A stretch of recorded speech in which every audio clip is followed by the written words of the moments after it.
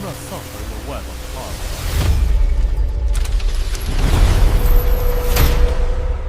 Introduction: Living in the self-inflicted torment of accomplishing absolutely nothing. Hello everyone, and welcome to today's deep dive. This episode of Profound Dharma is brought to you by the Buddha Bodhi Association of Australia. Today, we are going to open the extraordinarily sublime text, the 3-period reflection ritual, to dissect a passage of teachings that strikes directly at the soul. The original text states that Dharma nature is fundamentally serene, a nature inherently possessed by all, yet entangled by the web of karma, drifting through the 5 realms of existence. From cosmic eons passed down to this present life, we blindly follow the currents of birth and death, rising and falling in vain. When many people read a massive wall of Buddhist terminology like this, their brains instantly freeze. They think, what does this have to do with my life?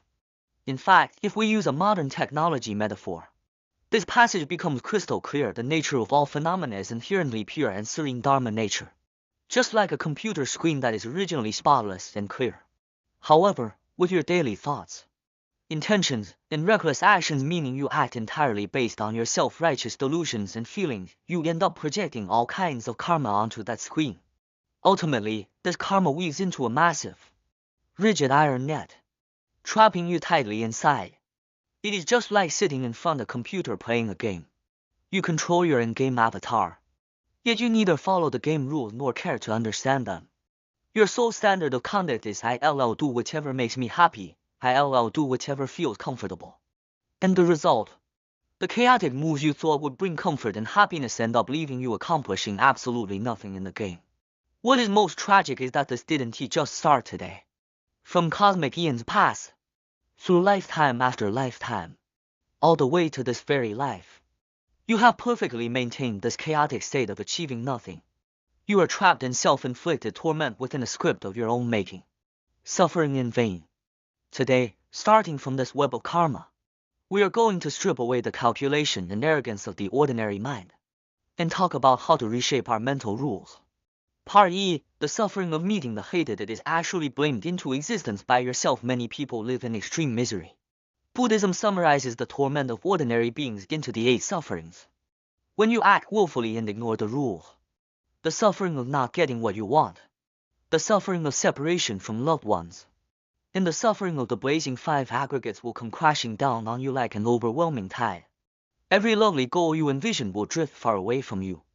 At this moment, the ordinary brain activates an automatic defense mechanism. Blame heaven, blame earth, blame parents, blame society, blame partners, blame every external circumstance in sight, but at all costs, avoid blaming oneself for not mastering the rules.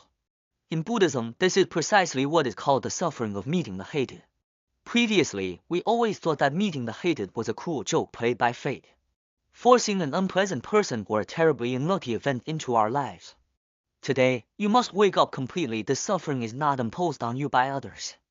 It is the suffering you blamed into existence by sitting there day after day, complaining and pointing fingers. Think about it. What does unpleasant to the eye really mean? Isn't it just your own distorted views at work? Actively blaming things. You use a flawed standard to pick apart external circumstances, harboring hatred toward others while stewing in your own resentment. I have seen far too many people who, just to preserve the phrase I am not wrong, would rather suffer, lose out, and feel miserable, soaking in bitterness for months or even years, absolutely refusing to shift their perspective. This is the most stubborn and unreasonable arrogance. I am the measured pride of the ordinary mind. Part R. Are you constantly striking iron with a wooden axe? Everything in this world, whether in industry, agriculture, commerce, or spiritual practice, is governed by absolute physical laws and the law of cause and effect. If you follow the rules meticulously and perfectly, you will succeed. If you defy the rules, you are doomed to fail. Physical rules are absolutely fixed and immutable. Yet, ordinary people refuse to believe in reality. Every day, they commit a ridiculous absurdity. I don't believe the steering wheel controls the car. I insist on using a wooden axe to chop through iron. You tell him, chopping like that won't work. That's iron, you need to switch to a steel axe. He wipes his sweat and shouts back in frustration, I won't switch. Why should I have to change? Why won't he change? Because the arrogance of his brain is telling him, if I change, it proves I was wrong before. He absolutely cannot allow himself to be proven wrong. So even if he keeps failing and suffering, he will stubbornly persist with that wooden axe until the bitter end. This is the deadlock that traps ordinary people. To protect the illusory sense of I am not wrong, you end up tightly clinging to your own suffering.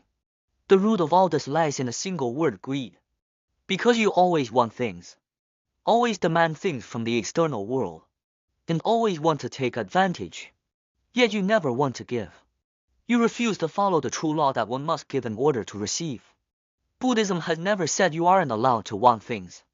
On the contrary, Buddhas and Bodhisattvas encourage you to want more, to seek perfect blessings and ultimate wisdom. But the prerequisite is that your operational process must be correct.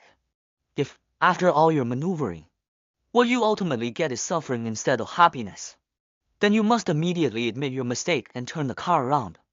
The Buddha simply wants sentient beings to discard these incorrect views and habits that act like wooden axes, to turn around and reach the shore, for that is where true peace and happiness reside. Part 7. Right cause. Right condition. The matrix of causes and conditions in a car. The 3-period reflection ritual goes on to state a profound cosmic law. Know that arising comes from conditions. Yet the Dharma nature does not arise along with conditions. Ceasing comes from conditions. Yet the Dharma nature does not cease along with conditions. Thus, it is said that the Dharma nature is fundamentally serene. What does arising from conditions mean? It means things manifest only when the right conditions come together.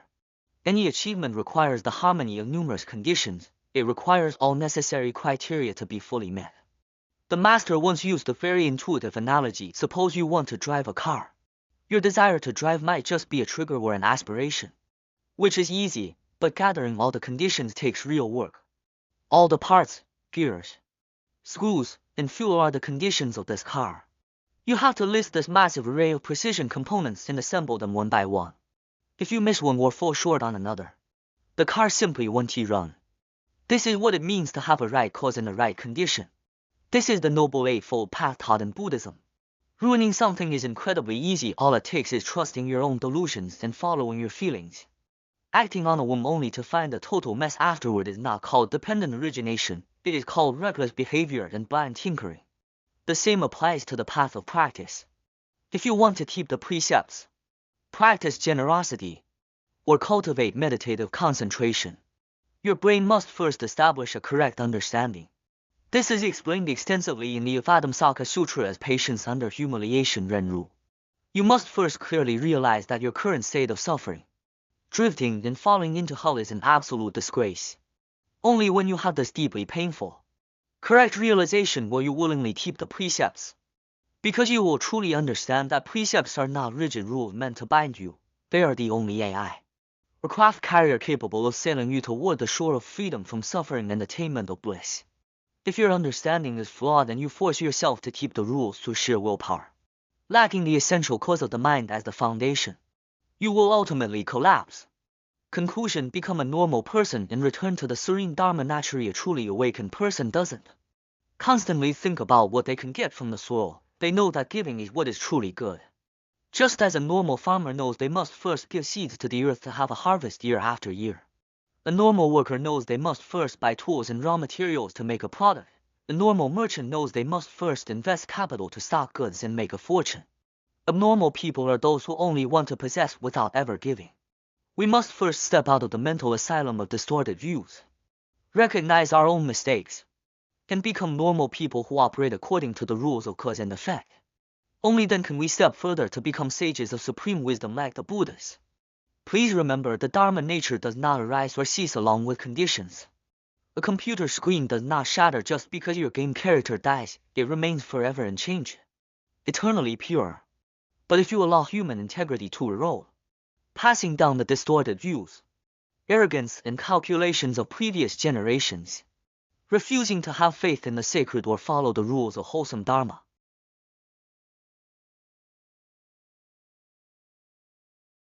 taming the wild arrogance of the brain is not the work of a single day. Your only option is to completely drop that stubborn wooden axe in your hand, mindfully learn every correct condition, and turn the law of cause and effect into your instinctual response to everything. Only then, within the daily rhythms of your body and mind, can you truly connect with the effortless, spontaneous power of the Buddhas and Bodhisattvas. Rewire your neural pathways, and return to that eternally pure homeland of the inherently serene Dharma nature. Thank you everyone for listening to today's wisdom sharing brought to you by the Buddha Bodhi Association of Australia. Diligently sever all negativity. Abide by the true rules. And we will see you next time. Bye bye.